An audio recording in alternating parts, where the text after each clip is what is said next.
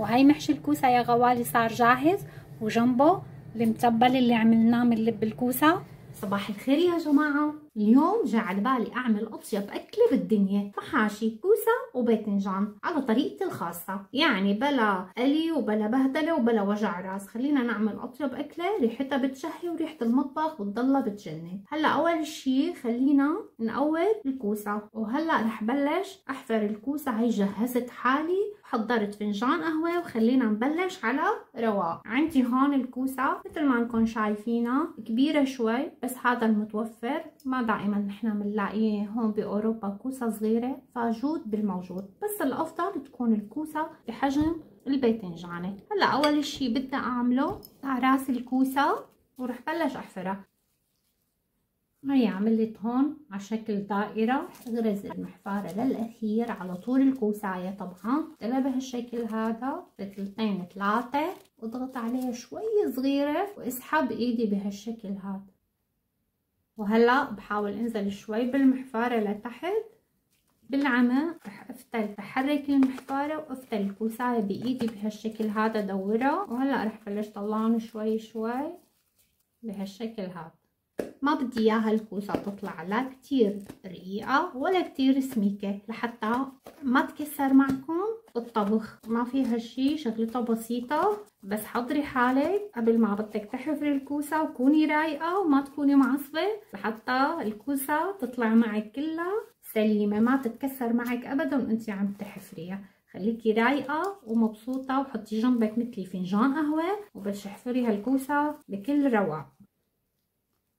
هلا عندي للباذنجان بدي اقص الراس هيدا من هون بهالشكل هاد، رح اترك هدول ما رح شيلهم على الطاوله بهالشكل هذا لحتى تطرى معي شوي الباذنجانه واقدر احفرها بكل سهوله.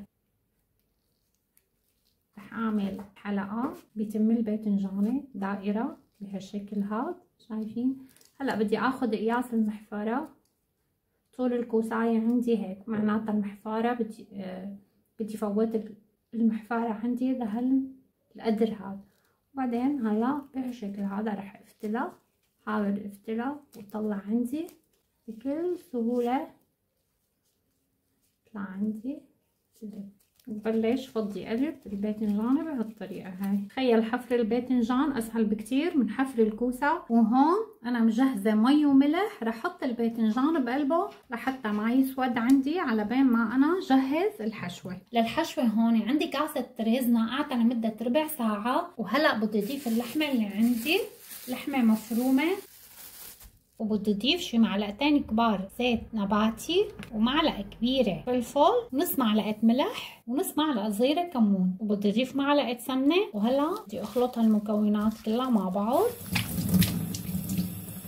وهي الباذنجان والكوسه غسلتهم بهالشكل هذا وحطيتهم بالمصفايه، رح اتركهم لينزلوا ميتهم. هلا رح بلش احشي باذنجان. اول شيء حشي الباذنجان بيختلف عن حشي الكوسه. الباذنجان بتحشوه اكثر شوي من الكوسه، لانه عندي هون الباذنجان قوام الباذنجان بيختلف عن قوام الكوسه. هاد قوام الباذنجانه بتتمدد، ممكن تاخد حشوه اكثر، اما الكوسه عندي بحشيها اقل. الكوسه لازم نحشيها 3/4 لا 3/4 والربع فاضي لحتى نعطي مجال للرز لحتى ينفش على مهله. اما اذا حشيتوها لتمها رح تنفجر معكم الكوسايه لا سمح الله. عندي هون معلقه كبيره دبس بندوره، ضفت المي السخنه لحتى تطرى معي بسرعه دبس البندوره. ثوم تقريبا شي معلقه كبيره، نص معلقه بابريكا، نص معلقه ثوم ناشف، معلقه صغيره ماجي، معلقه كبيره نعناع يابس، شويه ملح لانه حطينا ماجي. بدي اخلطهم مع بعضهم، بدي اضيف لهم شويه مي. وهي الكوسه والباذنجان صفيتهم بالطنجره، وعندي هون الحشوه اللي زادت لفيتهم بورق عنب. ضيف الصوص ورح اغمرهم بالمي السخنه. وهلا رح احط لهم تتبيله. وهي الكوسه صارت جاهزه، وهي المتبل اللي عملته من لب الكوسه، وهي محشي الباذنجان. اذا عجبكم الفيديو ما تنسوا تشاركوا وتكتبوا لي تعليق حلو لتشجعوني فيه، لاني تعبت كتير بهالفيديو، وتحطوا لي لايك. وبشوفكم بفيديو جديد.